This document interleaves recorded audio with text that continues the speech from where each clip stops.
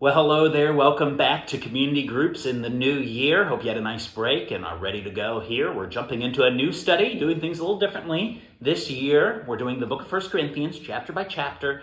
And each week, Lord willing, we're going to give you one of these videos, hopefully short, around 5 minutes or so, just giving you a few things from the chapter to discuss, generate some thought in your group, and we really hope they're helpful for you. I asked my friend Jeremy to join us for these videos, and we really hope this encourages you to dive deeper into the book of 1 Corinthians. We think it's going to be helpful. Briefly, looking at the first few verses in chapter 1, you'll read in a moment. You'll see it's written by the Apostle Paul to the church in Corinth, and he's writing to address some major issues going on in this church. I mean, you talk about all of Paul's letters. There's a meme on the internet that really all of them could be summarized by Paul saying, hey, hello, grace and peace to you. I'm so thankful for you. And also, you guys are being pretty terrible and need to shape up. Yeah. And really, the book of 1 Corinthians is like that in no other way. I mean, there's a lot of issues he's going to talk about. And really relevant issues for us today. I mean, you guys are going to discuss and imagine what Paul would write to the church in America, the church here in the Greenville area, our church. What sort of things would he call out for us? And I think actually many of the issues addressed in this letters can be issues for us as well. So I'm really looking forward to jumping into this with you. Jeremy, what do you observe when you first read this chapter? Yeah, I love how you mentioned that there are some things that Paul's going to get a little serious about, right? Mm-hmm. And stern even, and implore them to live worthy of the gospel. And there's different things going on, but it's amazing that the first thing he starts with is just talking about how he's thankful for them. He's thankful for God's work in their life. And he says that God has called them.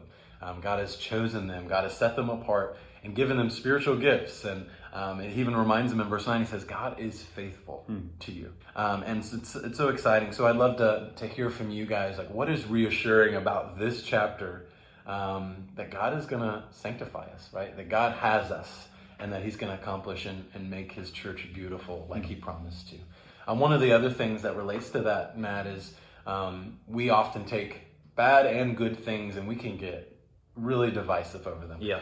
One of the things that I mentioned, spiritual gifts that God has given us to build the church, we actually use to separate and I'm better than you, or I look better, or my gifts are more valuable. Yeah. And that's exactly what this church was doing too. And I say that to just encourage our church to think about unity. You know, we can, rah, unify over unity, but, I think we need to talk too. What are some natural or man-made factions that exist? And when I say natural, I just mean we're all different, right? We all bring something different to the table. We're all a bunch of goobers, right? Yes, right. We all come from different walks of life, but we also all bring sin with us to the conversation. So we need to be self-aware as a church. And that doesn't mean we're trying to drag out all the laundry for years past. It doesn't mean that the focus of this study, by all means, is to talk about where we stink. But the goal is to talk about how does the gospel overcome those man-made or natural factions that exist. Yeah. But I'd love to hear your guys' thoughts on that. Yep. That's certainly a big emphasis here in chapter 1. But one word that kind of is repeated through this chapter that you'll find is the word called, being called, or calling. And that really is what we unify around, being called by God. But what does that mean? I mean, we use the word calling all the time in our culture. I mean, I don't know how much you know about Disney princesses, but you hear them talk about, oh, Moana, I am called by the sea, or Elsa's called by this voice. We talk about our life calling, our passion. But how does that compare with God's calling on our lives? Discuss that and see what you come to about God calling us and how that unifies us. One person famously said the gospel light attracts strange bugs. And we certainly see that in this chapter. We're all different, as you talked about. Paul says, consider your calling. You're not strong, you're not wise, but you have been called by God. That's what we unify around. And really, ultimately, the cross is where he's going to end up. And he talks about how shameful the cross was to his society, Jews and Greeks of that time period. It's controversial. It would be shameful for a Roman citizen to be crucified. I mean, it would be terrible. And I think the cross is still that controversial today. And so discuss, how is the cross a controversial message today, even as people wear it on their jewelry and talk about it, and we're very familiar with it.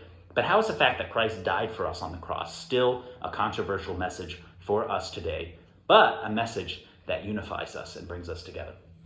Oh, that's great. And we're excited to see the growth that these studies have. So as you close up this video, open up 1 Corinthians 1 and get to talking.